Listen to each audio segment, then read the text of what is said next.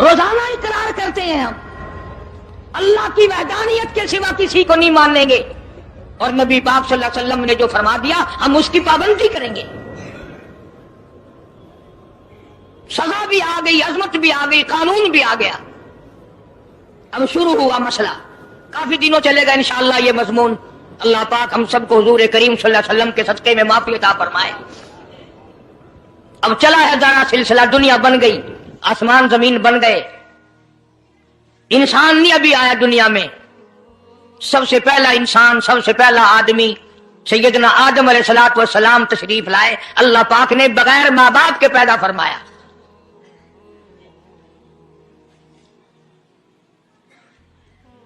وہ ماں کے بغیر بھی پیدا کر سکتا ہے، باپ کے بغیر بھی پیدا کر سکتا ہے۔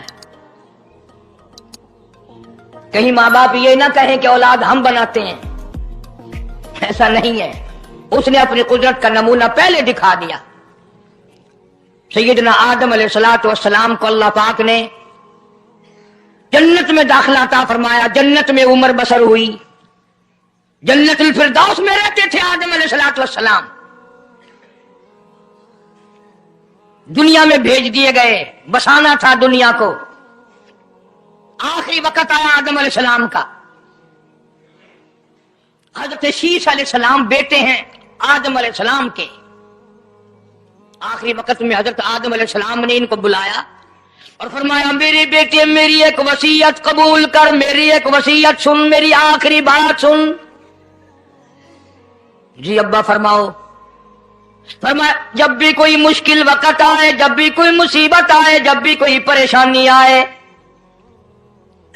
اللہ پاک سے مانگنا، اس کے دربار میں جھولی پھیلانا، اس کے سامنے دامن پھیلانا، اس کے دروازے پہ گدا گری کرنا، اس کے دروازے پہ اپنے سر کو جھکانا، اور جب کوئی مصیبت آئے دعا مانگنا اس مالک کائنات سے۔ لیکن دعا سے پہلے محمد کریم صلی اللہ علیہ وسلم کی ذات پاک پہ درود پاک پڑھنا۔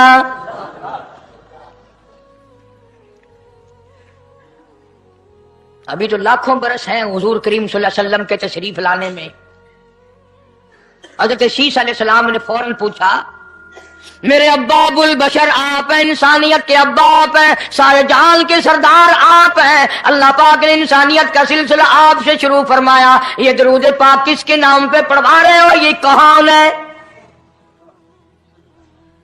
فرمایا بیٹا میں جنت میں رہ کے آیا، بڑا وقت گزار کے آیا، میں نے جنت میں رہائش رکھی، میں نے جنت میں سونے چاندی کی اینٹوں پہ، سرخ یاقوت کے مکانوں کے دروازوں پہ، اور سبز یاقوت کے مکانوں پہ، اور مشک و عنبر زعفران کے بنے ہوئے محلات کے دروازوں پہ، اور جنت کی ایک ایک نہر پہ، اور جنت کے درختوں کے ایک ایک پتے پہ میں نے کالی کملی والے کا نام دیکھا ہے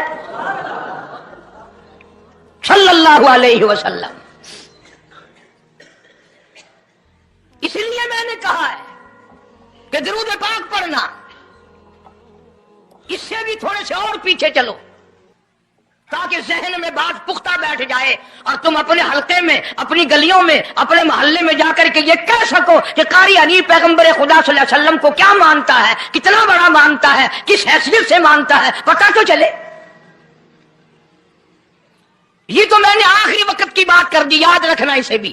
اور پیچھے چلو، جناب آدم علیہ الصلوۃ والسلام ہیں تو جنت میں، لیکن اکیلے ہیں، اکیلے ہیں۔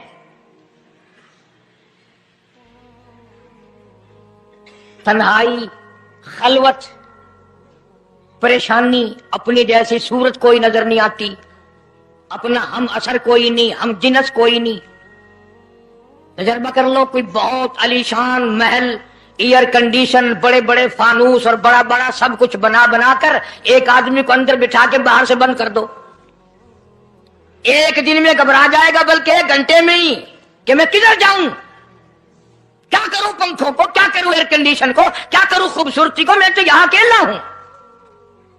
تو آدم علیہ السلام کو جب اکیلے کو وحشت ہوئی، خلوت میں پریشانی ہوئی، اکیلا پن محسوس کیا، اللہ پاک نے جوڑا کیا دوں؟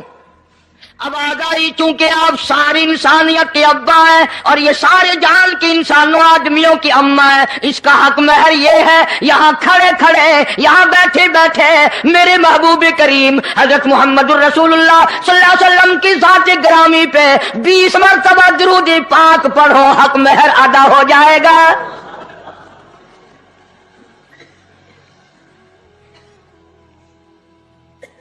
जरा अंदाजा तो लगाओ ये किस वक्त में आजमतें बयान कराई जा रही हैं।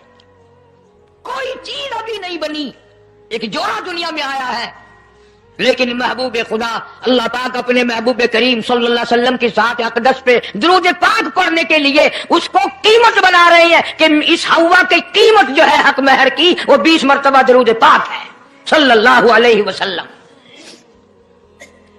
और यही वजह है, वो मजमून आगे चलकर आएगा कि अल्लाह पाक ने कुरान करीम में ये कहीं नहीं फरमाया कि मैं भी नमाज पढ़ता हूं तुम भी नमाज पढ़ो, मैं भी रोजा रखता हूं तुम भी रोजे रखो, मैं भी ज़कात देता हूं तुम भी ज़कात दो, मैं भी हज करता हूं तुम भी हज करो, मैं भी यूं करता हूं। सिर्फ एक इबादत ऐसी और एक काम ऐसा अल्लाह पाक ने ऐलान कर दिया, फरमाया इन्नल्लाह व मलाइकतहू, मैं खुदा और मेरे सारे फरिश्ते युसल्लूना अलन नबी, महबूब करीम सल्लल्लाहु अलैहि वसल्लम के साथ पे, और लोगों मैं भी दरूद भेजता हूं, जिब्रील भी भेजता है, सारे फरिश्ते भेजते हैं, तुम भी दरूद भेजते रहना। यानी दरूद शरीफ पढ़ना ऐसी इबादत है कि खुदा भी हमारे साथ इसमें शामिल है, फरिश्ते शामिल हैं। अब ये मजमून नहीं, लेकिन बात चल रही है। अब जाहिर बात है कि कुरान करीम किस पे नाजिल हुआ? हजरत मोहम्मद रसूलुल्लाह सल्लल्लाहु अलैहि वसल्लम की जात पे 22 बरस 5 महीने 15 दिन में बतदरीज कुरान करीम पूरा हुआ। समझ लो बात को, काम आएगी इंशाअल्लाह कब्रों में अकीदा बनाओगे तो।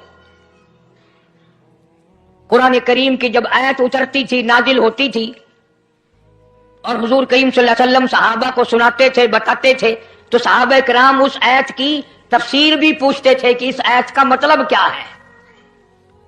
क्यों? उन्होंने अमल करना था। वो तो इतने पक्के थे कि कुरान करीम पढ़ते पढ़ते सहाबा किराम आगे निकल गए, फारूक आजम पीछे रह गए कुरान करीम में पढ़ने में। तो किसने पूछा, ऐ उमर तेरा जहन कमजोर है कि नहीं, हाफजा कमजोर है कि नहीं, कि फिर पीछे क्यों रह गए? अल्लाहु अकबर फरमाया, मैं जो कुरान सीखता हूं पहले उस पर अमल करता हूं, अगले दिन फिर दूसरा सबक लेता हूं।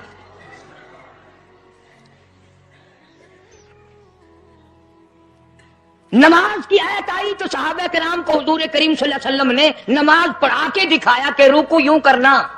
अब कुरान में जो है वरकाऊ रुकू करो, अगर हुजूर सल्लल्लाहु अलैहि वसल्लम रुकू करके ना दिखलाते तो क्या पता चलता कि रुकू किसे कहते हैं और किस तरह हो। सुभान रब्बियल अजीम पढ़े, हाथ कहां रखें, निगाह कहां होनी चाहिए, पैर किस तरह होने चाहिए, कमर किस तरह होनी चाहिए, सर किस तरह होना चाहिए, ये कैसे पता चलता?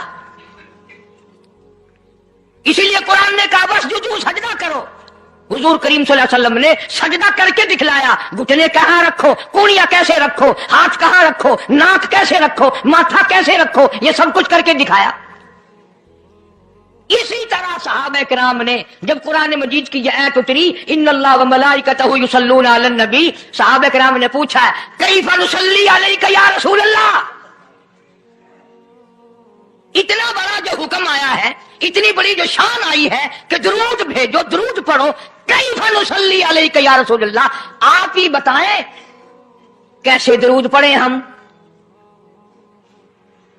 हक भी था पूछने का, सहाबा किराम ने पूछा भी। अब तवज्जो करना, पहले ये लफ्ज़ समझ लो मेरे, कुरान समझने के लिए जिद ना किया करो कि मैं फला फिरके का हूं, फला मौलवी का मुक्तदी हूं। अल्लाह का कुरान समझ कर समझो, किसी फिरके और जिद की ऐनक लगा के कुरान ना देखो। अगर सबज रंग के शीशे लगाओगे जहां सबज नजर आएगा, सफेद लगाओगे सफेद नजर आएगा। जब तू कुरान को जिद की निगाह से देखेगा तुझे कुरान में कख भी नजर नहीं आएगा। ईमान की निगाह से देख, नूरे ईमानी की निगाह से कुरान पढ़कर। تو صحابہ کرام نے سوال کیا کیف نصلی علیک یا رسول اللہ صلی اللہ علیہ وسلم، ہم کس طرح درود پڑھیں؟ اتنا بڑا جو درجہ ہے کہ خدا بھی بھیج رہا ہے، فرشتے بھی بھیج رہے ہیں، اور ایک دفعہ درود پڑھنے سے 10 نیکیاں ملتی ہیں، 10 گناہ معاف ہوتے ہیں، 10 درجے بلند ہوتے ہیں۔ اللہ پاک کی رحمت کی چادر درود پڑھنے والے کو اپنے اندر لپیٹ لیتی ہے، اتنا بڑا مرتبہ ہے۔ اور ایک مرتبہ درود پاک پڑھتا پڑھتا اگر کوئی مر گیا، قیامت کے میدان میں اس کے منہ سے کستوری کی خوشبو آئے گی۔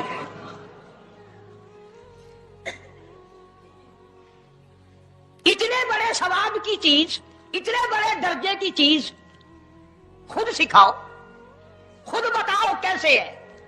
فرمایا قولوا اللہم صلی علی محمد وعلی آل محمد کما صلیت علی ابراہیم وعلی آل ابراہیم انک حمید مجید، اللہم بارک علی محمد وعلی آل محمد کما بارکت علی ابراہیم وعلی آل ابراہیم انک حمید مجید۔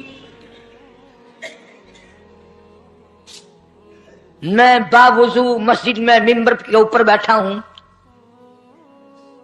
1,29,000 صحابہ نے جو نقل فرمایا اور جو ساری زندگی درود پاک پڑھا وہ یہی ہے، اس میں ایک لفظ کی میں نے ہیرا پھیری نہیں کی۔